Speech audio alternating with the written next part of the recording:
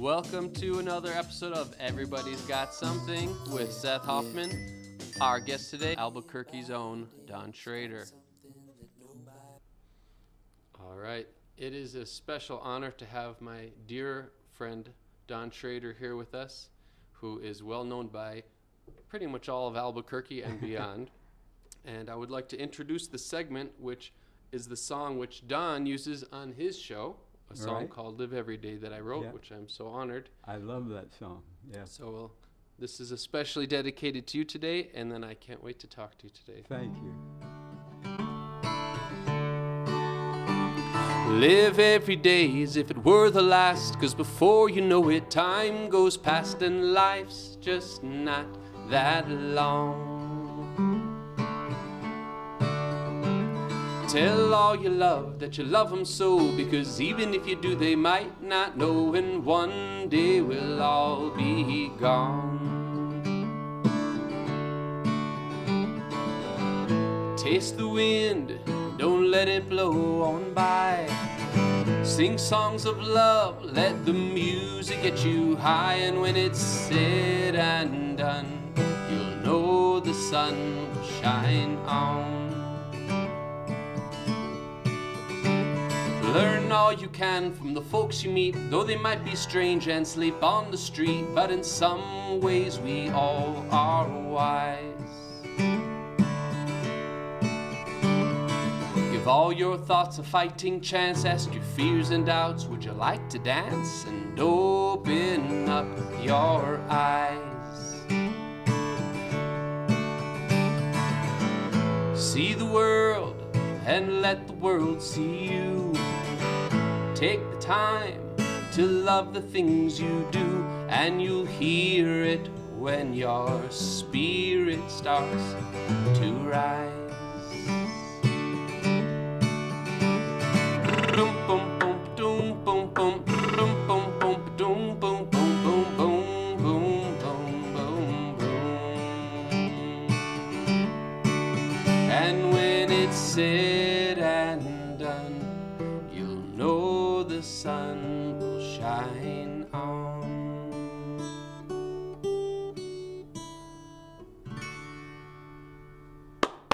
Thank you very much. Thank you very much.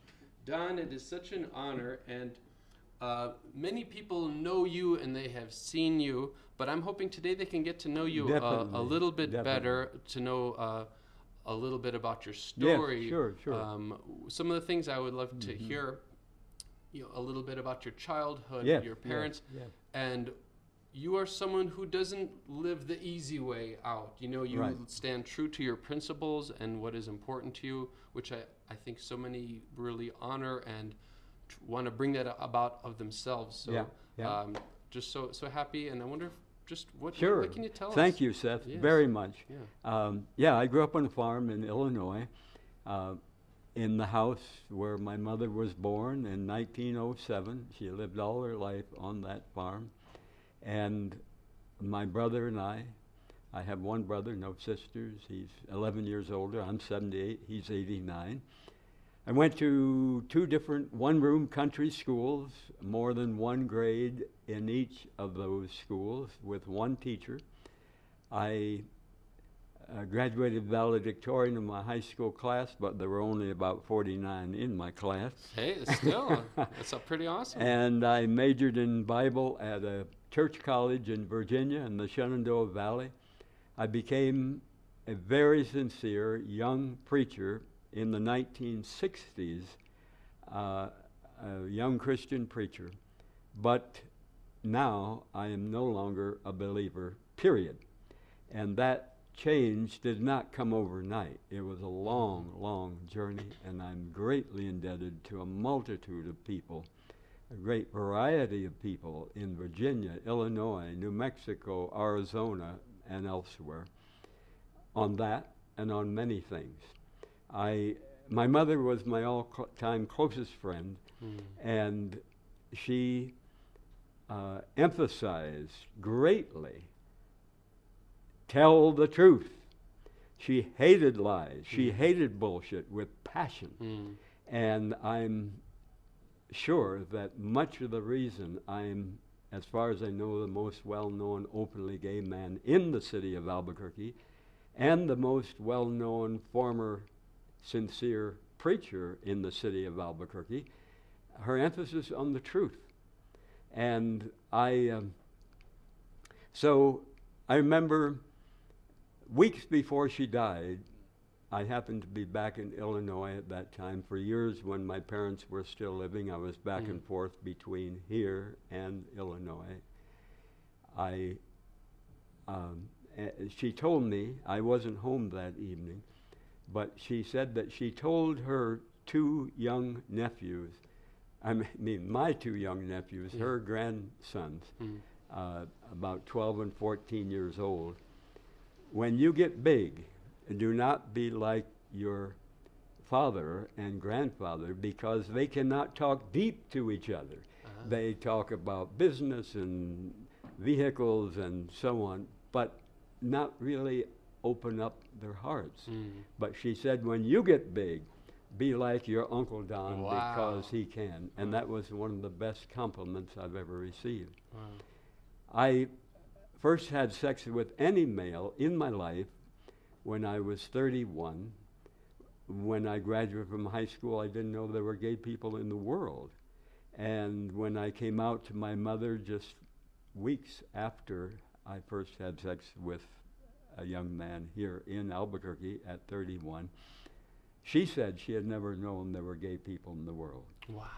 And yet, a few years later, she told me, I wish I could be a mouse in the corner. And she meant to watch me have sex with a man. How about that? And you know, most LGBT people and straight people cannot imagine their mother saying that. Yeah, I'd say. And it was so liberating for me, because so many people, especially LGBT, and especially if their parents aren't fully accepting, have loads of buried shame and guilt about sex with the same gender. Yeah.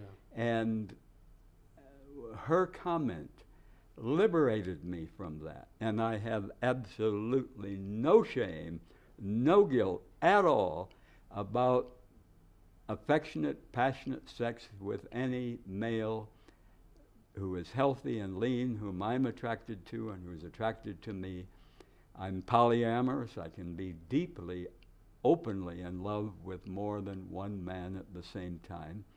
No double standard, no lies and cover up and none of that shit. Well, wouldn't it be amazing to have, of all people in your life, your mother. That's right. That's right.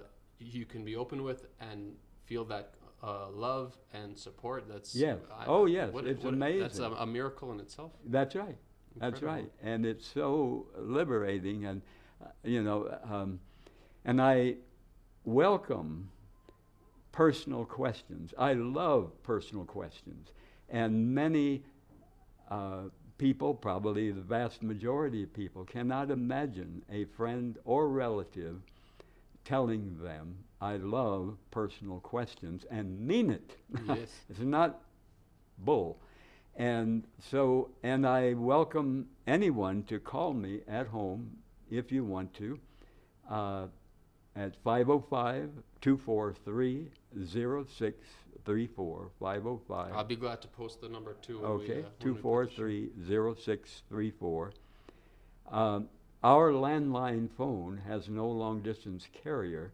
We can receive long-distance calls, but cannot make long-distance calls. Yes. So if you have a different area code, just keep trying till you reach me in person. Yes.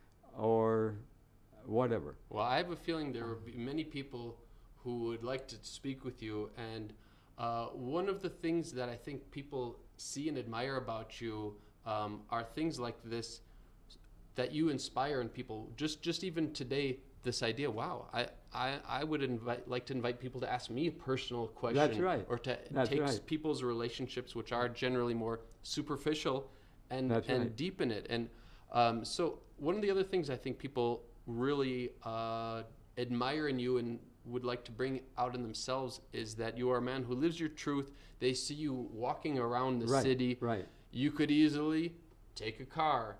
You know, you eat very specific foods, and there's many foods you do not eat. Oh, It'd be a lot easier to just go to McDonald's each day. Right. So can you tell us a little bit about, you don't take the easy way out. You live truly and with a true integrity to your heart and being.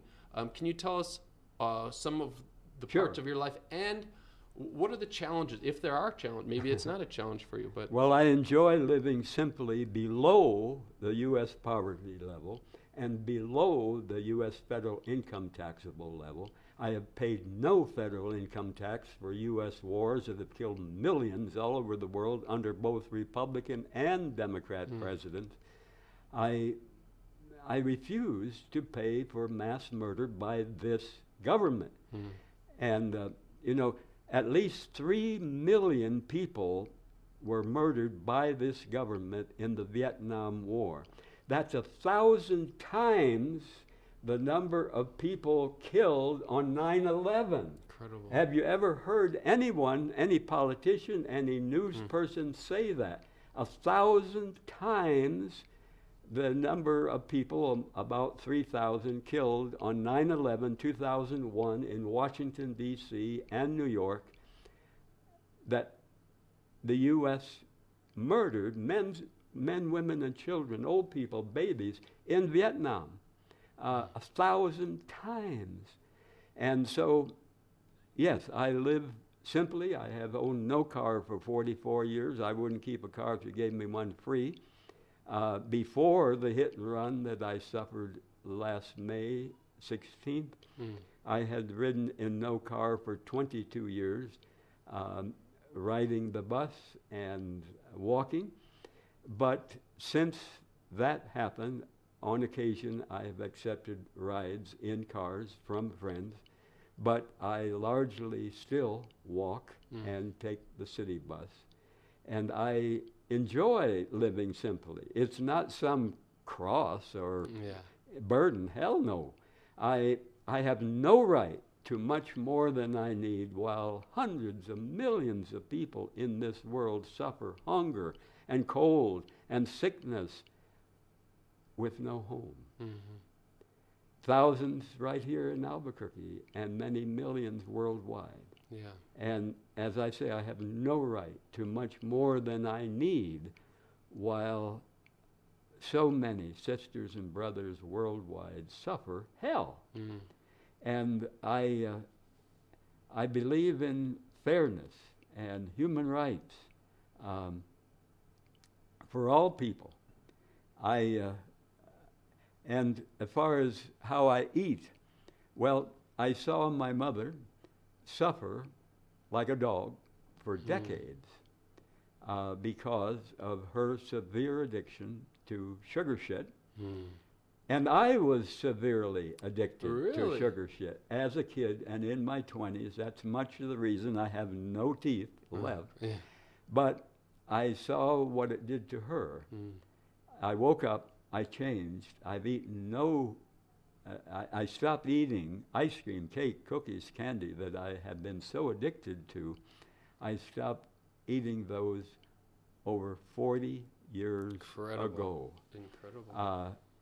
My sweets are lots of fresh, whole fruit, not fruit juice. Yeah. We need the fiber. The fiber. That's what I was just heard that they were saying that fruit juice is not much different than a soda. That's right. I thought it was a healthy thing. That's right. No.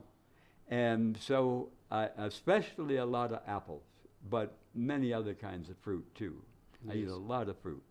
And largely because of having no teeth, my main food beside chewable fruit is smoothies. Okay. And my main smoothies have over 20 ingredients, which I'm glad to share with anybody who wants to call me.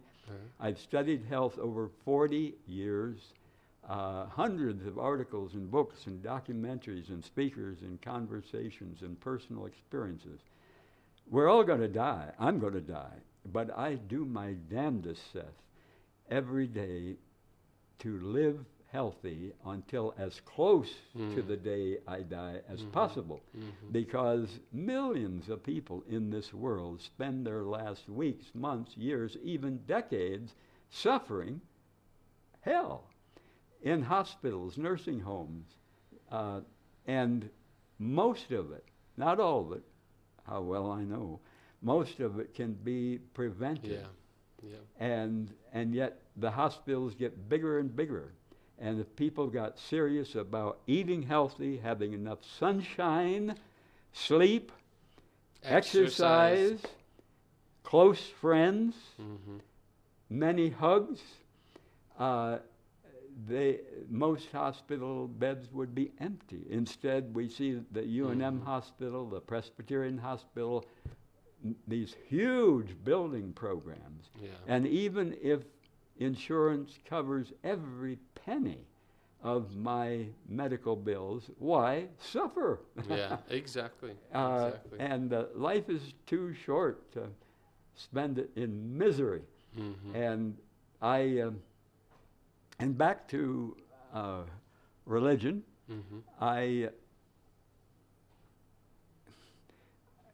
there are many reasons, and if anybody talks with me on the street or calls me, I can go into some of them. Many reasons I'm no longer religious at all, period. For example, Jesus in the New Testament said over and over, supposedly, if it was written down accurately, that whoever prays to God will get help. Well, that's bullshit. Millions of people in the Nazi concentration camps, in Gaza today, all over the world, have prayed desperately for help from starvation, floods, fires, earthquakes, family violence, rape, starvation, maybe I mentioned that, war, and received no help. So I don't want to bullshit myself or anybody else. And I want to be reconnected with all my loved ones in a much better world beyond death. But I strongly doubt that happens. Just because I want it doesn't make it true. It's like a little kid who was told by his or her loving parents that Santa Claus is real. And maybe those parents have never lied to the kid about anything except Santa Claus. And when that kid finds out there ain't no Santa Claus, it can be devastating. And so it is with people who are devoutly religious, whether they be Jewish or Christian or Buddhist, or, well, I guess Buddhists aren't particularly religious, but or Hindus. It can be devastating, and it was for me. The change didn't happen overnight. As I say, it was a long, long, long journey. Don, I wonder if you could leave us with one thing, is something, a lot of your views there, and not necessarily things people agree with, but everyone who I know that knows of you, you're beloved. And honored, and I think it has something to do with the way you communicate. And I think one of the biggest ways we as a population can rebel to the darkness is to not let ourselves divide, and to not let us say, oh, I can't talk to this person. I'm sure you have conversations, loving conversations, respectful conversations with people who I'm sure you disagree with, but maybe you can leave us with some advice. How do we stay together in a world that's so divided? How do you have just some words of wisdom? How can we stay together as a people to help lift everyone up? Right. Well, to really listen to each other. That's one of the best gifts we can give, to listen deeply. And even if we disagree with 99% of what the other person says and stands for, to try to understand why he or she is saying that, and to realize that if I had lived in their shoes, their skin, their experiences, their family, because none of us choose our family or our color or where we're going to be born, but to best understand if we can at all, why that person feels the way he or she does, and to see something in that person that we can genuinely compliment and agree with. Mm-hmm. Well, I think that if we can take a little bit of that, I think we're going to have a better world. And I still feel hope, even though there's, if you turn on any news, it's a lot of awful things happening. But every time I talk with you and people who are just coming from a place with such an open, loving heart, and anyone who's stood next to you or looked into your eyes can feel that. And Thank you. I'm grateful to know you. We in Albuquerque are proud to have you as our most beloved, I think, Albuquerquean, our most well-known. But I just wish you continue strength and speaking your truth and living in such a loving, truthful way. And thank you for sharing your wisdom today, and I look forward to our friendship for many years to come. Thank you, Seth, very much. You're very, very very much. You're very welcome. All right. If you see this guy, stop and talk to him. He's always open for a conversation. Yeah. We all have a lot to learn from each other. So, Don, thank you so much, and it's a true honor. Thank you so much.